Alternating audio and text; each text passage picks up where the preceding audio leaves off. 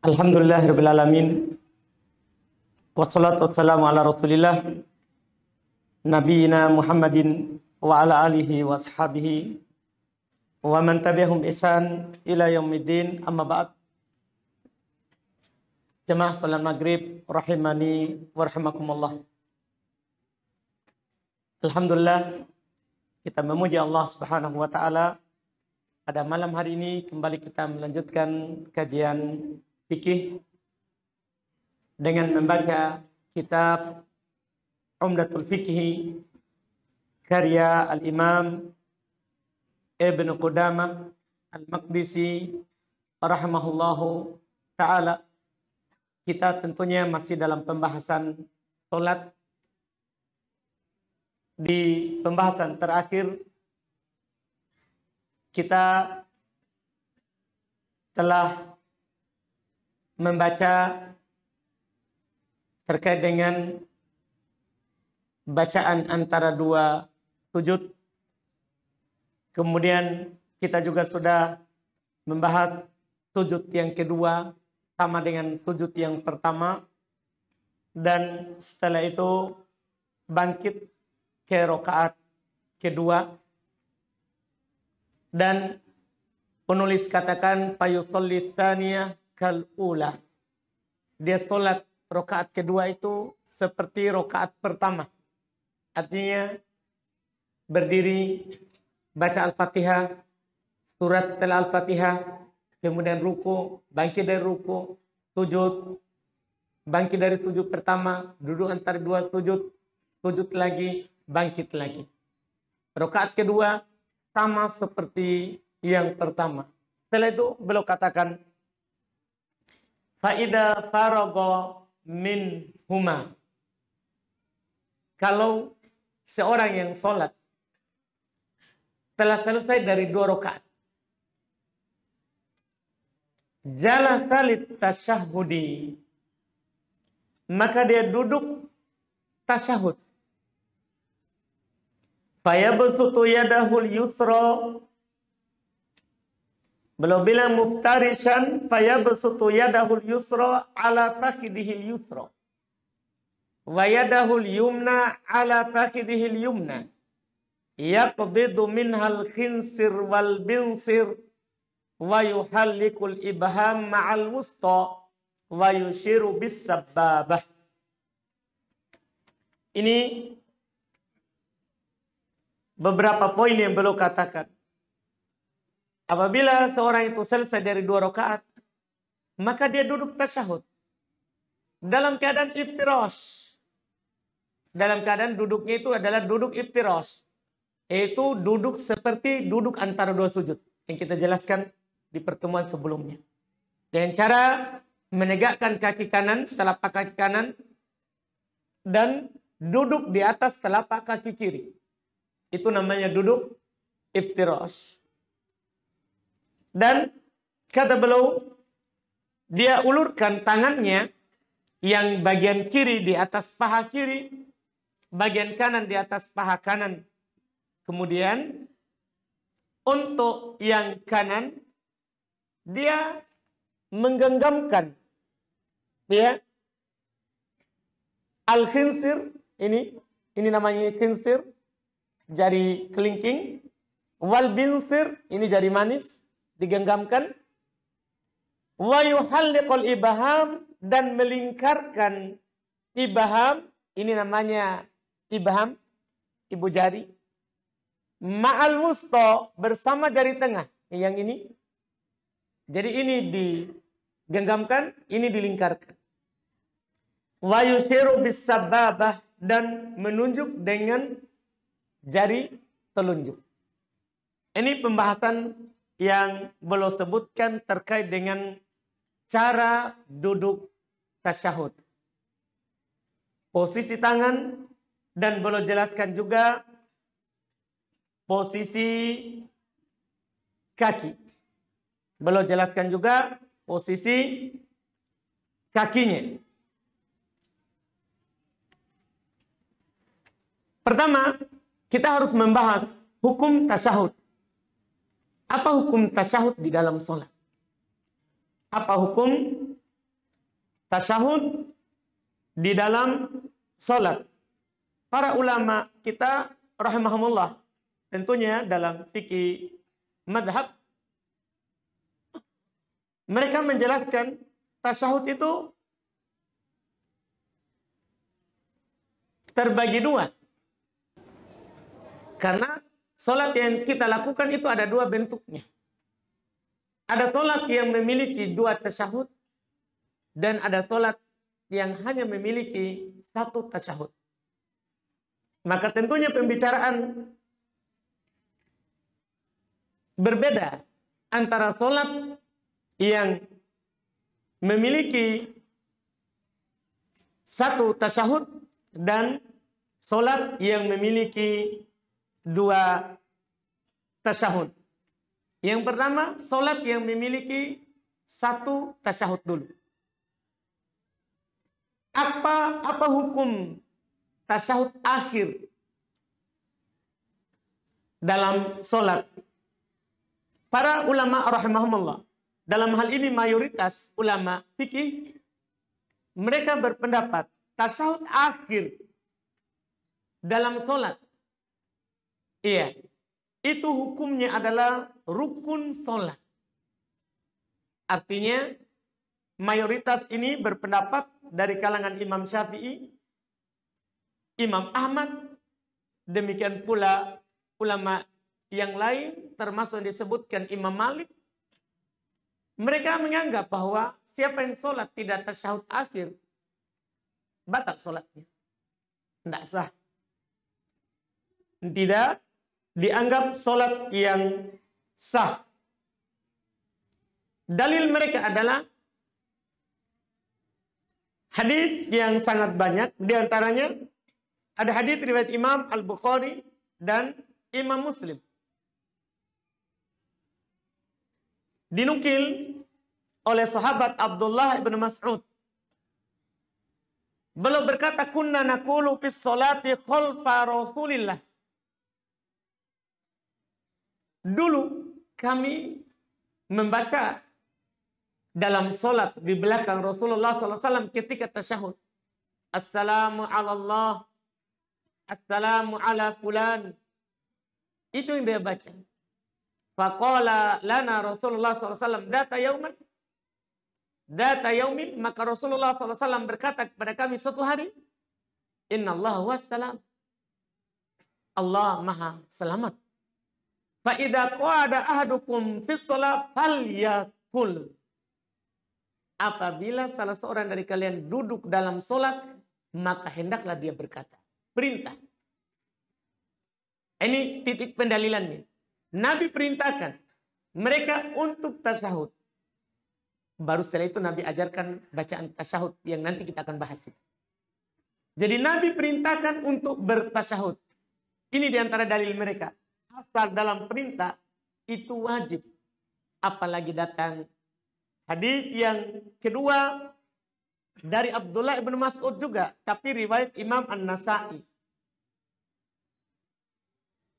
Kata beliau, kunna naqulu fis sholati qabla ayyufrad at-tasyahud. Kami membaca dalam tasyahud dalam solat sebelum difardukan kepada kami tasyahud.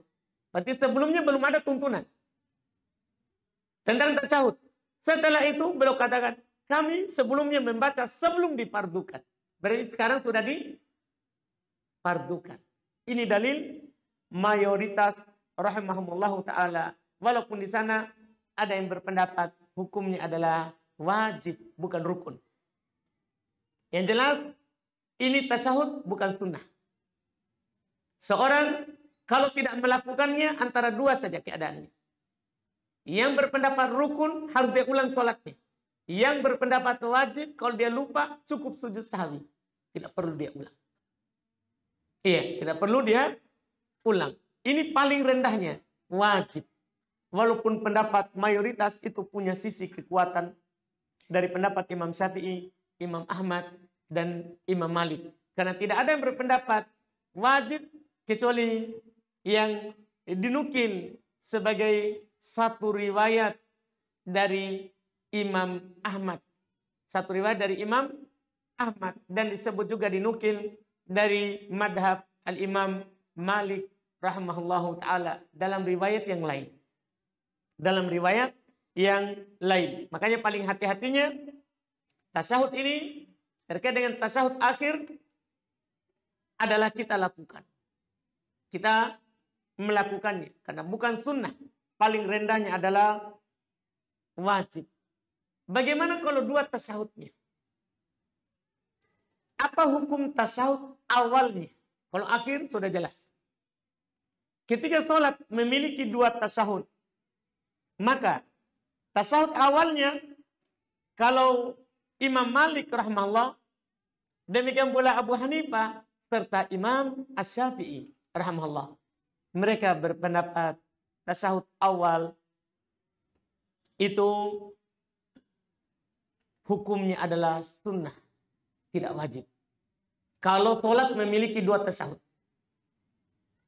Kalau sholat memiliki dua tasyahud, tasyahud awal sunnah. Artinya kalau ada orang meninggalkannya, tidak berdosa, tidak perlu dia sujud sahwi. Kenapa? Karena ini sunnah. Kalau kita lakukan dapat pahala sunnah, kalau tidak, maka kita tidak berdosa. Sholat, apalagi tetap sah. Tetap sah. Mereka berdalil dengan hadis yang diriwayatkan oleh Imam Al-Bukhari dan Imam Muslim dari sahabat Abdullah ibn Buhaina radhiyallahu taala anhu, beliau berkata, "Anan Nabiy sallallahu alaihi wasallam shalla bihim adh-dhuhra. Faqama fi rak'atainil ulayaini wa lam yajlis faqama fin nasi. Faqama an-nasu ma'ahu hatta idza qada as-shalah wa antadhara an-nasu taslimahu kabbara wa huwa jalis. Sajada sajadataini qabla an yusallima thumma sallama." Kata Abdullah bin Buhaina, bahwasanya Rasulullah SAW sholat mengimami mereka sholat duhur. Maka Nabi SAW langsung berdiri di 2 rakaat pertama, tidak duduk tasyahud. Lihat bentuk pendalilannya sebentar. Jadi Nabi di 2 rakaat pertama di sholat duhur, belum langsung berdiri, tidak duduk tasyahud. Tidak duduk tasyahud. Maka orang-orang pun berdiri bersama beliau, mengikuti Nabi. Karena secara umum Nabi telah katakan, "Inna maju ilal imam liutamma bih." Imam itu dijadikan supaya diikuti. Jadi ketika Nabi langsung berdiri, para sahabat di belakang semuanya berdiri. Hatta idza qaddas shalah. Sampai Nabi SAW selesai dari sholat. Maksudnya sudah 4 rakaat ini. Wantadharun nasu taslimah. Orang-orang menanti Nabi salam. Di tasyahud akhir, orang-orang menanti Nabi salam. Kabbara wa jalis. Nabi malah bertakbir dalam keadaan duduk. Fasajada sajadatain qabla ayyusallim. Nabi sujud 2 kali sujud sebelum salam. Tsumma salam. Setelah itu baru salam. Sujud sahwi. Dalil ini dipakai oleh Imam Syafi'i, Imam Malik, Imam Abu Hanifah untuk potongan pertamanya. Sampai Nabi SAW tidak duduk setelah 2 rakaat, orang-orang pun berdiri bersamanya. Nabi tidak lakukan. Kata mereka ini menunjukkan itu sunnah. Kalau wajib, pasti Nabi lakukan. Kalau wajib, pasti Nabi lakukan. Ini pendapat. Sementara pendapat yang lain, dan pendapat ini merupakan pendapat dari Imam Ahmad, dipilih oleh Daud Ad-Dhahiri. Mereka mengatakan tasyahud yang pertama wajib, bukan sunnah. Tasyahud yang pertama itu hukumnya wajib, bukan sunnah. Dalilnya apa? Hadis yang sama. Hadis tadi. Hadis Abdullah bin Buhaina. Tapi potongan kedua yang dipakai. Nabi berdiri, orang-orang berdiri, tapi Nabi sujud sahwi. 2 kali sujud sebelum salam. Kata mereka, sujud sahwi itu itu untuk mengganti yang wajib, bukan sunnah. Kalau sunnah tidak diganti dengan sujud sahwi. Kalau kita meninggalkan yang sunnah dalam sholat, itu enggak disunahkan sujud sahwi. Misal, kita ketika awal sholat, dalam takbiratul ihram, kita lupa angkat tangan. Kita cuman katakan Allah, Allahu Akbar, langsung kanan di atas yang kiri. Tidak angkat tangan. Mengangkat tangan, sepakat para ulama sunnah. Maka ketika akhir sholat, tidak perlu sujud sahwi. Atau dalam sholat, kita lupa baca doa iftitah. Doa iftitah. Tidak ada mengingkarinya sunnahnya. Tidak ada yang mengingkari akan sunnahnya. Tidak wajib. Tidak perlu sujud sahwi kalau kita lupa. Demikian pula kalau ada orang lupa baca doa ruku. Lupa baca doa sujud. Karena mayoritas berpendapat doa ruku, doa sujud sunnah. Kalau lupa, tidak sujud sahwi. Ini Nabi sujud sahwi ketika lupa tasyahud. Berarti ini menunjukkan apa? Hukumnya wajib. Tapi kenapa Nabi tidak lakukan? Lupa. Jangan tasyahud. Nabi kita Muhammad SAW pernah lupa 2 rakaat.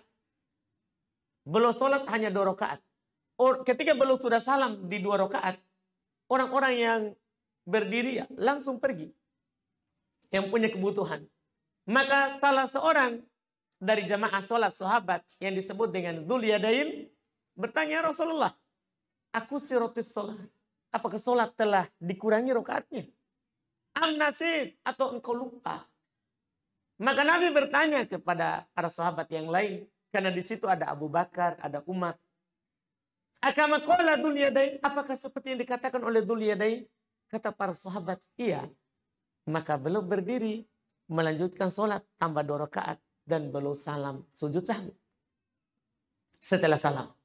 Sujud sahwi setelah salam. Ini, dan Nabi ingatkan. Innama ana basyarun. Saya itu manusia biasa. Adkur kama tadkurun wa ansa kama tansau. Saya manusia biasa. Mengingat seperti yang kalian ingat. Dan lupa seperti kalian lupa. Jadi Nabi bisa lupa. Jadi ini Nabi langsung berdiri bukan menunjukkan sunnahnya. Tapi menunjukkan wajibnya. Kenapa kita tahu itu wajib? Belum sujud sahwi. Ini pendapat. Dan pendapat yang inilah yang lebih kuat. Pendapat yang inilah yang lebih kuat. Yang mengatakan tasyahud awal hukumnya adalah wajib. Iya. Tapi kalau orang lupa, tidak perlu dia duduk kembali kalau sudah tegak berdiri. Lanjutkan, nanti tinggal sujud sahwi 2 kali sebelum salam. Sebelum salam. Ini terkait dengan hukum tasyahud awal. Tasyahud akhir sama dengan yang satu tasyahud. Hukumnya. Sama dengan yang satu tasyahud hukumnya. Kemudian berikutnya belum menyinggung. Jalasa li tasyahudi muftarisha. Beliau Nabi SAW, beliau katakan dia duduk untuk tasyahud itu dalam keadaan iftirash. Cara duduk tasyahud juga para ulama membicarakan. Tergantung solat itu memiliki berapa tasyahud. Pertama, pada solat yang memiliki 2 tasyahud. Pada solat yang memiliki 2 tasyahud. Ini kita dahulukan, ini karena lebih mudah. Kalau solat memiliki 2 tasyahud, maka mayoritas ulama rahimahumullah, mereka menegaskan bahwa pada tasyahud yang pertama iftirash. Pada tasyahud yang pertama itu iftirash. Iftirash itu seperti yang kita jelaskan tadi. Duduk dengan cara menegakkan telapak kaki kanan dan duduk di atas telapak kaki kiri. Itu namanya iftirash. Itu tasyahud yang pertama. Tasyahud kedua dengan cara duduk tawarruk. Duduk tawarruk. Yaitu caranya ini disebutkan adalah dengan cara menegakkan telapak kaki kanan dan kaki kiri, telapak kaki kiri masuk di bawah betis kanan. Jadi anggaplah ini telapak kaki ya, menghadap begini, dia masuk di sini. Mungkin bisa dipahami, kita duduk ya seperti ini, maka kakinya di sini kan, betisnya maka masuk di bawahnya. Dan duduk di atas warok, itu lebih bilang tawarruk. Duduk di atas pantat yang sebelah kiri. Iya, itu dibilang duduk tawarruk. Duduk di atas pantat. Kalau tadi duduk di atas kaki kiri, telapak kaki kiri, itu kalau iftiras.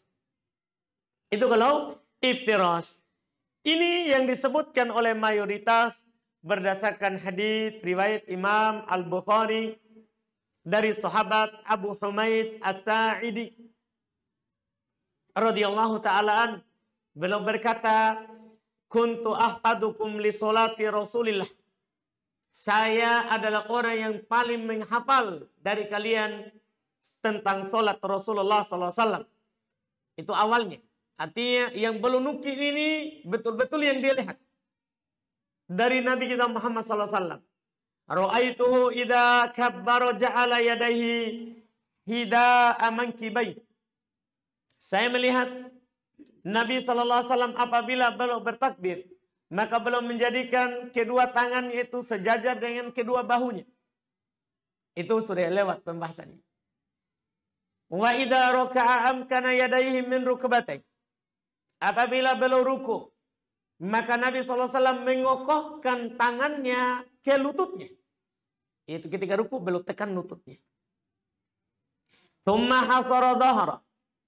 Kemudian Nabi SAW meluruskan punggungnya. Dalam riwayat lain dikatakan tidak tunduk, tidak tegak. Lurus. Fa idza rafa'a ra'sahu istawa hatta ya'uda kullu faqarin makana. Apabila beliau angkat kepalanya dari ruku, maka beliau berdiri lurus sampai setiap persendian kembali ke tempatnya. Artinya Nabi kalau sudah ruku itu berdiri dulu lurus sampai semuanya sudah tegak, baru ruku. Bukan baru bungkuk, masih bungkuk langsung sujud. Enggak. Dari ruku bangkit sampai kembali semua persendian. Kemudian kata beliau, fa idza sajada wada'a yadayhi ghairu muftarishin wala qabidihima. Apabila beliau sujud, maka beliau meletakkan kedua tangannya tidak iftirash, tidak melantai ini lengannya. Ya. Jadi kalau beliau sujud, beliau tidak seperti ini. Tapi beliau hanya telapak tangan yang dilantai. Ininya tidak. Itu kalau beliau sujud. Kemudian wala qabiduhuma, tidak juga digabungkan dengan pahanya. Itu tangannya. Jadi ditegakkan jauh dari paha. Jauh dari paha. Itu terkait dengan sujud dan itu sudah kita jelaskan. Yang kita mau adalah yang sebentar, yang terakhir. Kemudian wastaqbala bi atrafi asabi'i rijlaihil qiblah. Beliau hadapkan ujung jari-jarinya itu, jari kakinya, kedua kakinya ke arah kiblat. Fa idza jalasa fi rak'atain. Mulai dari pembahasan kita di sini. Apabila beliau duduk di 2 rakaat pertama. Jalasa ala rijlihil yusra wa nasabal yumna. Maka beliau duduk di atas telapak kaki kiri dan menancapkan yang kanan. Ini 2 rakaat. Wa idza jalasa fi rakaatil akhirah. Apabila beliau duduk di rakaat terakhir. Beliau tidak bilang apabila beliau duduk di 4 rakaat. Di rakaat keempat. Tidak. Karena bisa saja rakaatnya 3. Apabila beliau duduk di rakaat terakhir. Qaddama rijlahul yusra.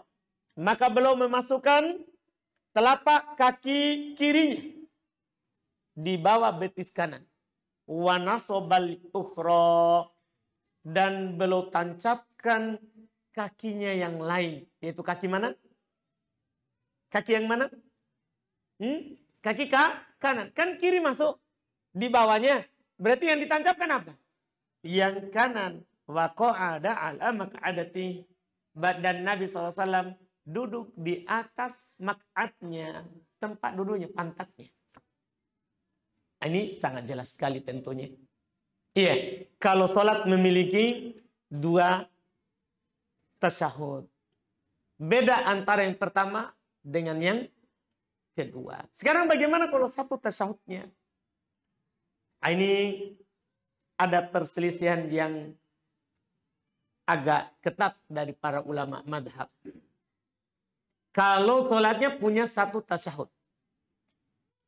Iya. Di antara para ulama seperti Imam Malik dan Imam Syafi'i, mereka berpendapat kalau sholatnya itu hanya 1 tasyahud, duduknya tawarruk. Duduknya tawarruk. Iya. Bukan iftirash.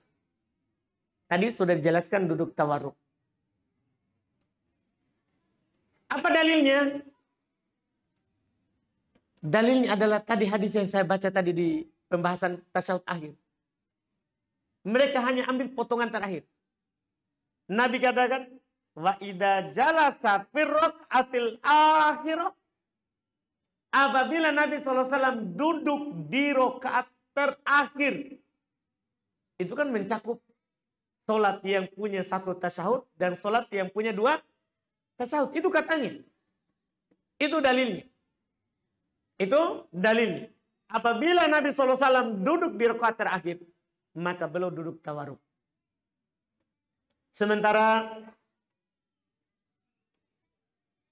ulama lain selain Imam Malik dan Imam Syafi'i, dan disebutkan ini adalah pendapat dari mayoritas ulama, bahkan ini pendapat dari sebagian pengikut Syafi'iyah. Ketika sholatnya hanya memiliki 1 tasyahud, sunnah duduk iftirash, bukan tawarruk. Sunnah duduk iftirash, bukan tawarruk. Iya. Apa dalilnya? Pertama, hadis Wa'il ibn Hujr dalam riwayat Imam Ahmad, Abu Daud, An-Nasa'i. Beliau berkata, "Ra'aitu an-Nabiy sallallahu alaihi wasallam jalasa faftarasha rijlahu al-yusra." Saya melihat Nabi sallallahu alaihi wasallam duduk tasyahud, maka beliau iftirash dengan kaki kirinya. Beliau hamparkan kaki kirinya, duduk di atasnya, dan tegakkan kaki kanan. Tegakkan kaki kanan. Ini 2 pendapat. Satu punya hadis Wa'il ibn Hujr. Sementara yang lain tadi yang berpendapat duduk tawarruk adalah berdalil dengan hadisnya yang kita sudah sebutkan sebelumnya, Abu Humaid As-Sa'idi dalam riwayat Imam Al-Bukhari. Dari 2 pendapat ini, mana yang kuat? Untuk menentukan mana yang kuat, lihat lafaz hadisnya. Hadis yang dipakai oleh Imam Syafi'i, itu hadis yang memiliki 2 tasyahud. Kan hadis Abu Humaid dari awal, menjelaskan berapa tasyahud? Kan 2. Iya, 2 tasyahud. Sementara dalil dari pendapat kedua, itu memang menjelaskan yang 1 tasyahudnya. Maka tentunya, pendapat yang lebih dipilih adalah karena lebih jelas hadisnya, pendapat yang kedua. Ia mengatakan iftirash, bukan tawarruk. Bukan tawarruk. Ini, iya. Kalau kita mau melihat yang kuat, kalau kita mau melihat yang kuat, sisi kekuatannya itu bisa kita lihat di konteks hadis. Orang-orang yang menyatakan tawarruk itu pakai hadis yang punya 2 tasyahud. Cocok? Enggak. Begitu maksudnya. Begitu cara kita untuk menimbangnya. Tentunya tidak cocok. 2 tasyahud kita bawa ke 1. Kan enggak pas. Sementara menyatakan iftirash itu memang dalil yang duduknya itu masalah 1 kali tasyahud. Yang tidak punya 2 tasyahud. Jadi lebih jelas. Apalagi yang berpendapat ini adalah mayoritas ulama fikih. Adalah mayoritas ulama fikih, keumuman dari ulama fikih yang disebutkan oleh para ulama kita. Bahkan orang-orang Syafi'iyah juga ya tidak mengikuti dari apa yang dikatakan oleh Imam Syafi'i karena dalilnya lebih jelas. Walaupun kita katakan dan kita perlu ingatkan, kalau ada orang duduk tawarruk sementara kita duduk iftirosh, tidak perlu kita untuk berselisih atau bertikai seperti itu. Karena para ulama secara umum mereka bersepakat bahwa dalam tasyahud itu sah bagaimanapun duduknya. Yang penting jangan duduk seperti anjing.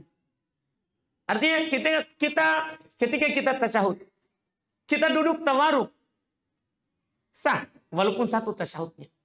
Kita duduk iftirosh, sah walaupun 2 tasyahudnya bahkan di akhir. Kita duduk bersilah, tidak tawarruk, tidak iftirosh, sah. Tapi tidak dapat pahala sunnah. Itu saja. Karena hukum duduk ini adalah sunnah. Cara duduknya itu. Cara duduknya. Yang wajib adalah tasyahud. Yang wajib adalah tasyahud. Cara duduknya itu sunnah. Itu sunnah. Kalau ada orang yang berbeda dengan kita, kita cuma katakan. Kalau dia bertanya, kenapa kamu duduk begitu? Kalau yang saya tahu, lebih kuat yang iftirosh dari tawarruk daripada tawarruk. Kita hanya bisa seperti itu. Kita hanya menjelaskan apa yang kuatnya.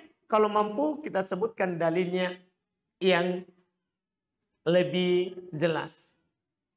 Kemudian masalah berikutnya beliau katakan, faya besutu yadahul yusra ala fakidil yusra wa yadahul yumna ala fakidil yumna wa yaqbidu minhal khinsir wal binsir wa yuhallikul ibham ma'al wusta wa yushiru bis sababah. Ini terkait dengan posisi tangan. Tadi itu iftirosh, tawarruk, itu posisi kaki. Yang ini beliau menyampaikan kepada kita terkait dengan posisi tangan ketika tasyahud. Disebutkan terkait dengan sifat posisi tangan kita dalam sholat itu ada beberapa bentuknya. Di antara yang disebutkan oleh penulis. Iya, yang disebutkan oleh penulis. Jelas tangan kanan di atas kiri. Posisinya boleh di atas paha. Datang dari hadits Nabi. Dan boleh di lutut. Boleh di lutut. Datang haditsnya dari Nabi. Kemudian jari kiri itu tidak ada yang terkait dengannya. Dia hanya boleh di atas paha atau di atas lutut. Yang terkait dengan hukum cara duduk ini jari yang kanan. Ada beberapa yang disebutkan, diantaranya apa yang disebutkan oleh penulis. Dengan cara ini 2 jari yang paling belakang dia digenggamkan. Jari tengah ini dilingkarkan dengan ibu jari dan berisyarat dengan jari telunjuk. Jadi yang seperti ini. Dilingkarkan. Ini datang seperti ini dari cara Nabi kita Muhammad sallallahu alaihi wa ala alihi wasallam. Dinukil oleh Abdullah ibn Umar dalam riwayat Imam Muslim. Kata beliau, anna Rasulullah sallallahu alaihi wasallam idza kana qa'ada fit tasyahhudi wada'a yadahu yusra ala rukbatil yusra. Wa wada'a yadahu yumna ala rukbatil yumna. Wa aqada salasatan wa khamsina wa asyara bis sababah. Iya.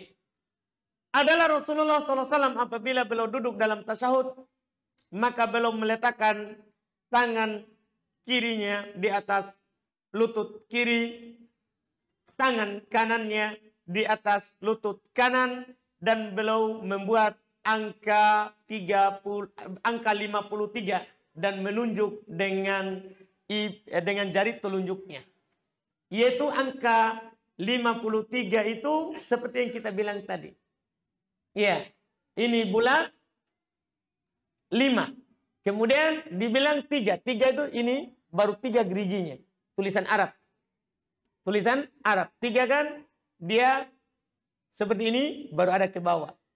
Iya, ini angka 3. Disebut angka 3. Ini kan ke bawah baru ini 3 geriginya. Mungkin bisa dipahami angka 3. Terus ini 5. 5 dalam bahasa Arab 0. Dalam tulisan kita. Iya, karena 0 dalam bahasa Arab titik. 0 dalam bahasa Arab titik. 5-nya itu 0. Ini harus dipahami. Jadi angkanya 53. Yaitu digenggamkan ini dan dilingkarkan sini untuk angka 5. Ini jadinya 53. Ini jadinya 53. Ini cara yang pertama. Ini sah dari Nabi, riwayat Imam Muslim. Habis waktu katanya. Pertemuan akan datang lagi. Baik. Masya Allah. Baru cara pertama, tidak apa-apa. Amalkan saja yang pertama. Nanti cara kedua dan cara ketiga berikutnya. Alhamdulillah.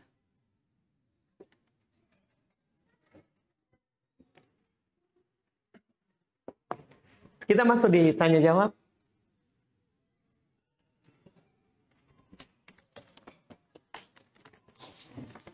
Oh, Masya Allah. Cocok kita berhenti, Pak.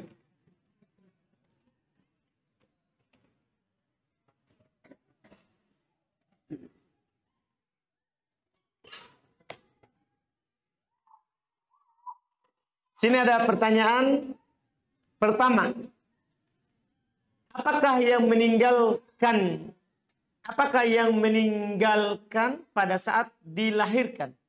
Meninggalkan pada saat dilahirkan. Yang meninggal pada saat lahir. Sebab lehernya terlilit ari-ari. Itu ketika dikuburkan.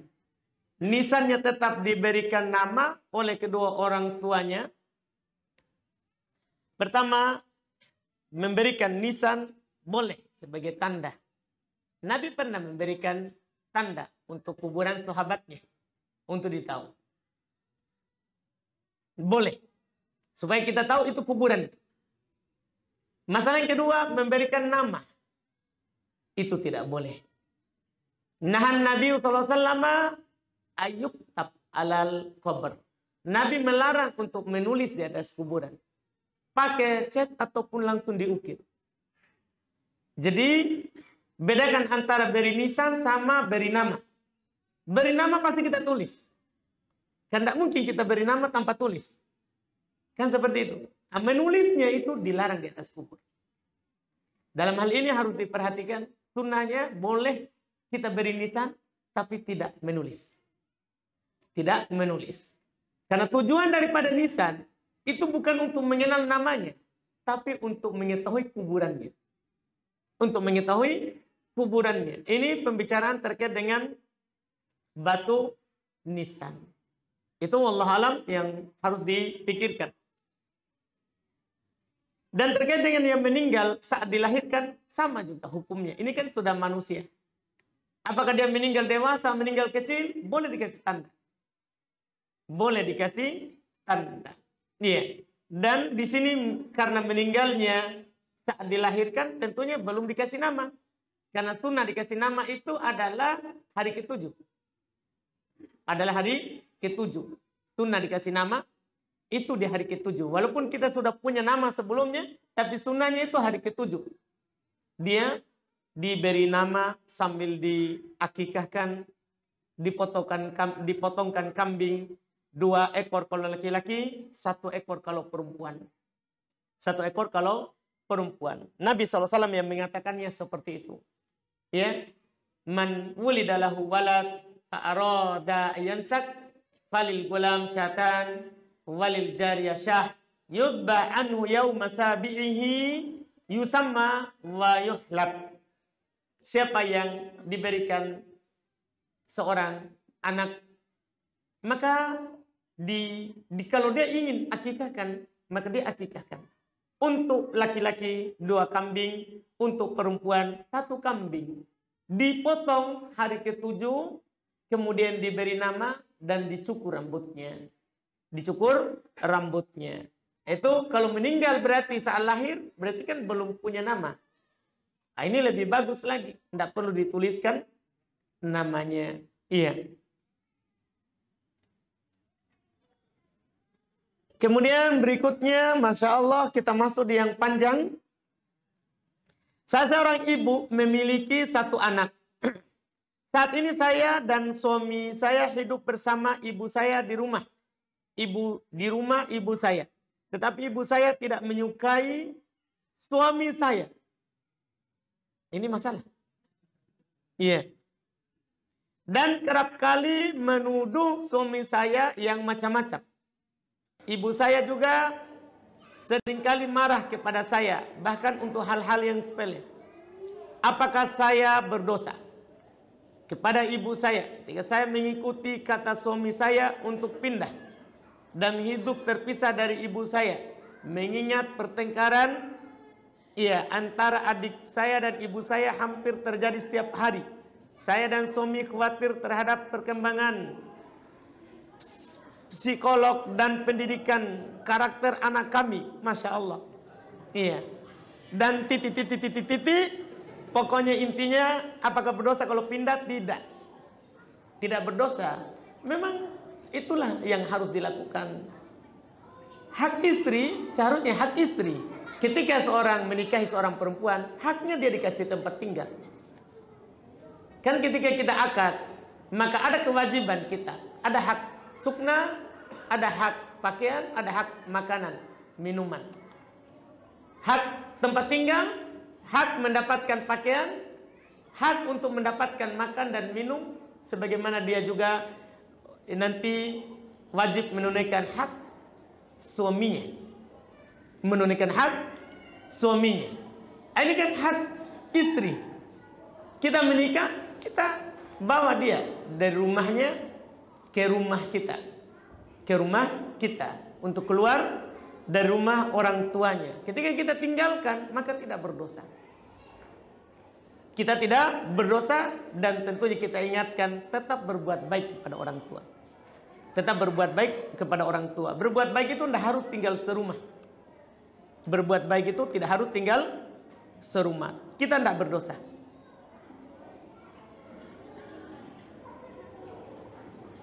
Bagaimana hukumnya jika saya menemani ibu saya untuk dinas di luar kota tanpa mahram? Sini ada disebutkan, qadarullah ayah saya masih awam dan sangat masih dan sangat nggak tahu. Seringkali jika ibu saya dinas keluar kota dan tanpa ditemani oleh saya ataupun saudara saya. Ini tulisan Masya Allah setelahnya. Intinya kita katakan bahwa safar tanpa mahram itu haram. Tidak boleh. Nabi SAW bersabda, la yahillu limra'atin tu'minu billahi wal yaumil akhir antusafir illa wa ma'ahadihi mahramin laha. Tidak boleh bagi seorang perempuan untuk bersafar yang beriman kepada Allah. Tidak boleh bagi perempuan, tidak halal bagi perempuan yang beriman kepada Allah dan hari akhirat untuk bersafar tanpa mahram. Harus ditemani oleh mahram. Iya, di sini ibu kita kalau mau bersafar karena memang bapak kita tidak bisa, saudara, bukan kita yang temani. Saudara kita yang temani, bukan kita yang temani. Itu yang dilakukan wallahualam.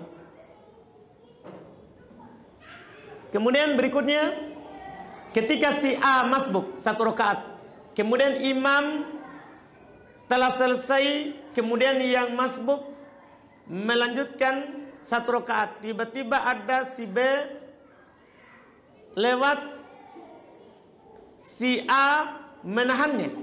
Kemudian si B malah berucap, boleh ji. Berarti orang Makassar ini makmumnya. Iya. Apakah sutra si imam masih berlaku sehingga boleh lewat? Tidak berlaku lagi.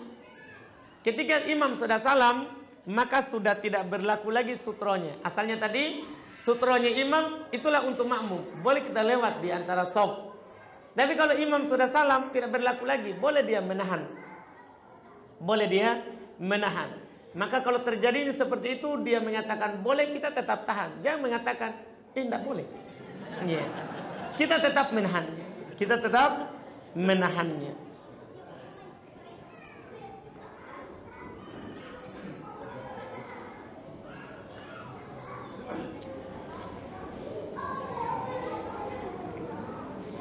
Bagaimana hukumnya membenci guru yang tegang, suka marah-marah ketika mengajar di sekolah? Tidak boleh. Dia telah datang untuk mengajar kita, walaupun dia marah-marah, tidak ada masalah. Tidak ada masalah. Siapa tahu dia marah karena kita yang membuatnya marah, kan begitu. Maafkan saja. Alhamdulillah dia sudah merelakan waktunya untuk mengajar. Iya. Sudah juga katanya, alhamdulillah. Mohon maaf banyak pertanyaan karena tadi ada satu lembar besar, yaitu dimaklumi. Subhanallah, hamdik, asyhadu an la ilaha illa anta astaghfiruka wa atubu ilaik. Assalamualaikum warahmatullahi wabarakatuh.